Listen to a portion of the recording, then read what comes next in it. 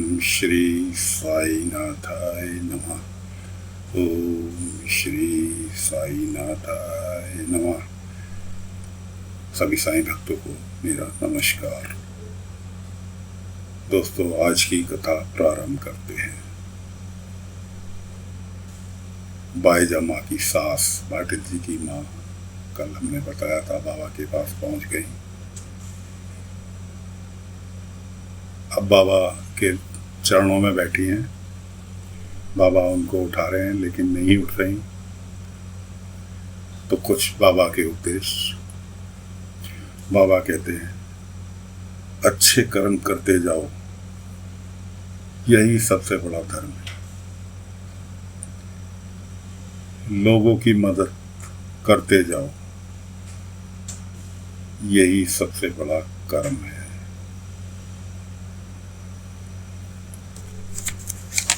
दूसरों का दुख जो समझ सके, वही सबसे बड़ा ज्ञानी है।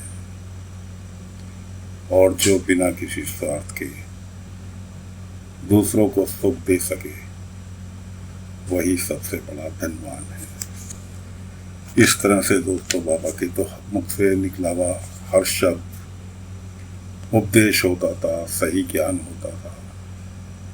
लेकिन ये जो 4 उपदेश बाबा ने दिए, मैं समझता हूँ हर प्राणी के, हर मनुष्य के जीवन के लिए बहुत ही अच्छे मार्गदर्शक हैं। इन्हें अगर आप अपना लें तो आपसे बेहतर इंसान कोई नहीं होगा इस दुनिया में। इस तरह से समझा बुझाकर बाबा ने बाईजा माँ की सास को, पाटिल जी की माता जी को विदा कर दिया। अब बच्चों ने द्वारका माई बहुत अच्छे प्रकार से सजा दी। रंगोली बहुत अच्छी तरह से बच्चों ने द्वारका माई सजाई। बाबा बच्चों से पूछते हैं कि बच्चों, तुम्हें पता है नवरात्रे क्यों मनाए जाते हैं?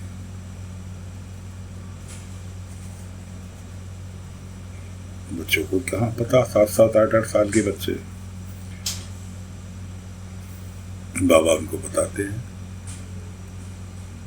कि नवरात्रों में 9 रात 10 दिन देवी माँ की पूजा की जाती है।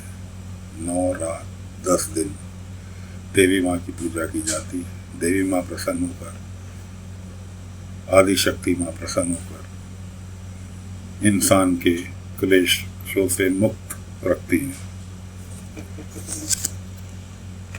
इन 9 दिनों में, 10 दिनों में कन्याओं की पूजा की जाती है।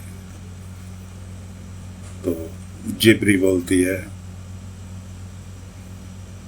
कि साईं, मेरी तो किसी ने पूजा की नहीं आज तक, क्योंकि मैं गोबर पाती हूं ना, इसलिए मुझे कोई कन्या के रूप में स्वीकार ही नहीं करता। बाबा ने कहा, तुम्हारी पूजा मैं करूंगा। बाबा ने जिब्री को अपने जिस पत्थर पर बैठा करते थे द्वारका माई में, उसके ऊपर बैठा दिया। इतने में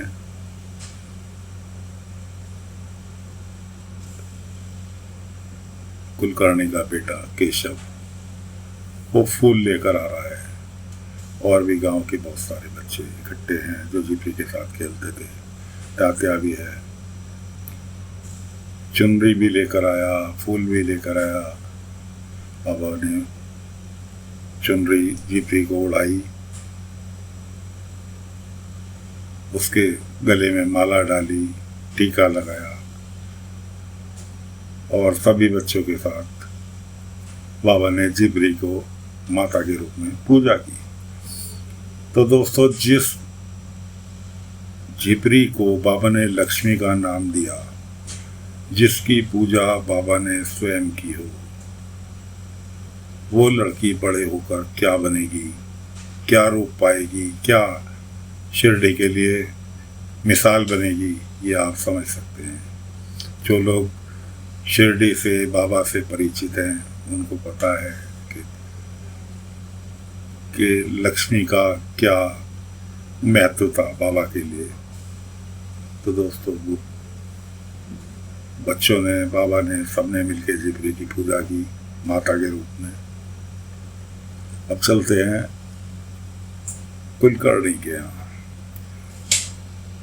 रुक्मणी जी पाटिल जी के यहाँ माता का पाठ करने जाने के लिए तैयार हैं। कुलकर्णी ने अपनी बहन को ड्यूटी सौंपी थी कि तुम रुक्मणी के साथ जाओगी, अकेले नहीं जाएगी। आज तक जिस दिन से रुक्मणी जी शादी होकर कुलकर्णी के आई थी, उन्होंने घर से पैर बाहर नहीं निकाला था। उनको नहीं पता था कि गांव में कौन है कौन नहीं है। इसलिए जीव नाम था कुलकर्णी की बहन का। उनकी ड्यूटी लगाई। तब कुलकर्णी चले गए बाहर कि तुम अपने साथ जाओगी। पाटिल जी क्या है, इसको आज तक अकेले कहीं नहीं गई है। वो इतनी नास्तिक थी, उनकी बहन इतनी नास्तिक थी, उसको सिवाय खाने और सोने के अलावा दूसरा। अब कुलकर्णी जी तो है नहीं जो कि प्रेशर दे के भेजते। अब रुक्मणी जी पाटिल जी के यहाँ जाने के लिए तैयार है। ननद से अपनी बोल रही है चलने के लिए। वो तरह तरह के बहाने बनाकर उसने उनको अकेला चलता कर दिया। और रुक्मणी अब पाटिल जी के यहाँ जाने वाली है। घर से बाहर कदम ही निकाल रही है। मन में विचार कर रही है, साईं ने मेरी इतनी मदद की है, सबकी मदद करते हैं। मुझे सजा दी थी, उसमें भी मेरी साईं ने मदद की थी। अदृश्य शक्ति के रूप में मेरी सहायता की थी। एक बार साईं से मुलाकात हो जाए, मैं उनका आभार प्रकट कर सकूं। यह सोचते हुए वो अपने पाटिल जी के यहाँ पहुंच जाती है। अब बाबा को तो कोई सपने में भी याद कर ले तो बाबा तो तुरंत उसके लिए हाजिर रहते हैं। खैर, पाटिल जी के यहाँ पहुंचती हैं, सब तैयारी है, पाठ चालू हो जाता है। सभी ग्रामीण महिलाएं पाटिल जी के यहाँ उपस्थित हैं। पाठ संपन्न हो जाता है उस दिन का। उसके बाद रुक्मणी जी बाईजामा से इच्छा जाहिर करती हैं, क्या मेरी मुलाकात साईं से हो सकती है। अब बाईजामा कहाँ मना करने वाली। बाईजामा ने तो तुरंत कहा कि साईं से मुलाकात के लिए कुछ पूछने की जरूरत है, अभी चलो। तो दोस्तों, बाईजामा और रुक्मणी जी दोनों के दोनों द्वारका माई के लिए निकल लेती हैं। पहुंचते हैं द्वारका माई। दोनों द्वारका माई के बाहर खड़ी हैं। दोनों पहुंच जाती हैं, द्वारका माई के बाहर खड़ी हैं। उधर बाबा अपनी ध्यान मुद्रा में अपने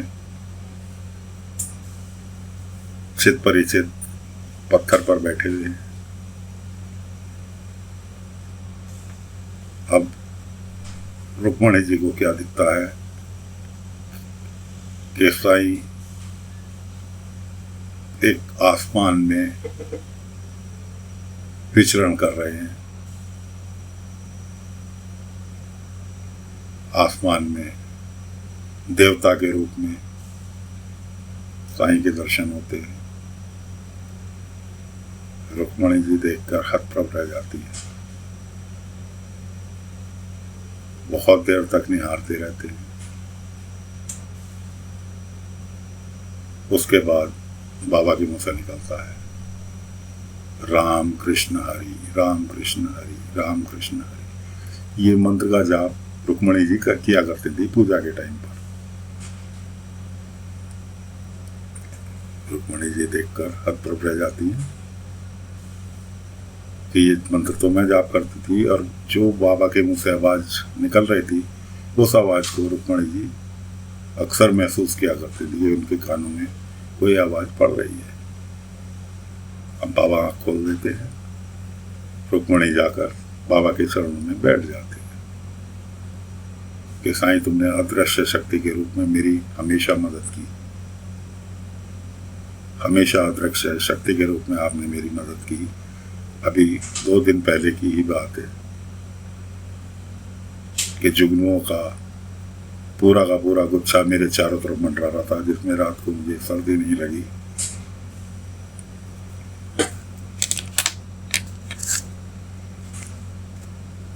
तो दोस्तों, रुक्मणी जी भी बाबा की भक्त हो गई। बाबा ने उनको भी आशीर्वाद दिया, उनको एक सलाह और दी कि कभी भी अन्याय के खिलाफ झुकना नहीं। रुक्मणी कहती हैं कि साईं आप दुनिया की मदद करते हैं, कुलकर्णी सरकार की मदद क्यों नहीं करते? बाबा कहते हैं कि कुलकर्णी सरकार का जब तक अहंकार कम नहीं होगा तब तक उनकी कोई मदद नहीं कर सकता, लेकिन फिर भी वक्त आने दो, वक्त के साथ साथ सब ठीक हो जाएगा। इस तरह से कहकर कुलकर्णी जी को विदाई देते हैं।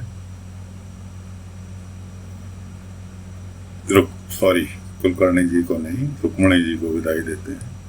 इतने में देखते हैं कि जी केशव द्वारका माई में छुपा हुआ है। उसको रुक्मणी देख लेती है। अब केशव सोच रहा है कि माँ मुझे ढूंढते हुए आई हैं, पिता से कहेंगी मेरे पे डांट पड़ेगी। रुक्मणी ये सोच रही है कि ये मुझे देख के ये यहाँ क्या कर रहा है, ये अपने पिता से। खैर दोनों माँ बेटे आपस में समझौता कर लेते हैं और अपने अपने घर के लिए प्रस्थान कर लेते हैं।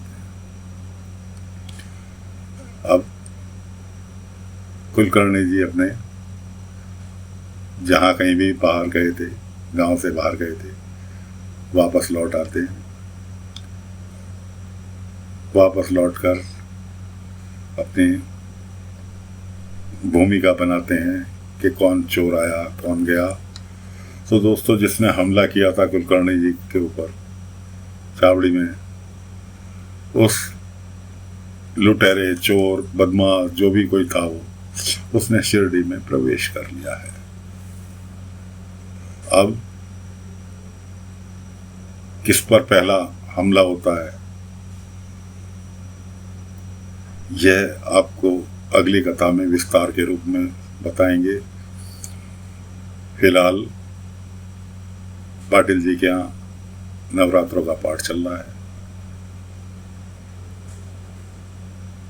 बाबा शिरडी में दैनिक कार्य में जिस तरह से वो भिक्षाटन के लिए जाते हैं उसी तरह से रोज के लिए निकले हुए हैं। वापसी में उन्हें बच्चे घेर लेते हैं। बच्चे उनके साथ द्वारका माई पहुंचते हैं। वहाँ जिपरी बाबा से सवाल पूछती है कि साईं माता की पूजा क्यों करते हैं, क्या माता को पूजा की जरूरत है? तब बाबा कहते हैं कि जितनी जरूरत हमें माता की है उतनी ही जरूरत माता को हमारी है। कि वेद पुराणों में आपने भी सुना होगा कि देवी देवताओं ने अपनी पूजा के लिए विशेष महत्व दिया है। और बात भी सही है कि अगर भगत ही नहीं होगा तो भगवान किस काम के। बाबा ने अपने चिपरी बाबा से पूछती है कि साईं तुम्हारे पास जो लोग आते हैं ठीक होके जाते हैं, क्या तुम उन्हें बुलाते हो? क्या तुम चाहते हो कि वो तुम्हारे पास आए? बात बच्चों के रूप में थी, लेकिन सवाल बच्चे कर रहे थे, लेकिन सवाल बहुत महत्वपूर्ण था। बाबा ने कहा कि मैं चाहता हूँ मेरे पास आए, मैं मदद करना चाहता हूँ कि मेरे द्वारा जनहित हो, कि किसी का मेरे द्वारा भला हो। इसलिए मैं चाहता हूँ कि जो भी कोई दुखी हो मेरे पास आए, मैं उसका कुछ भला कर सकूं।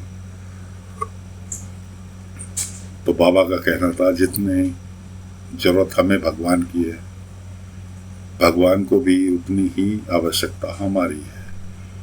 कि भगत नहीं तो भगवान नहीं, भगवान है तो भगत है। तो दोस्तों, आज की कथा को यहीं विराम देते हैं। अगली कथा कल फिर लेकर हाजिर होंगी कि कुलकर्णी के यहाँ पहले डाकू बदमाश जो भी है वह धावा बोलते हैं या किसी और के ऊपर।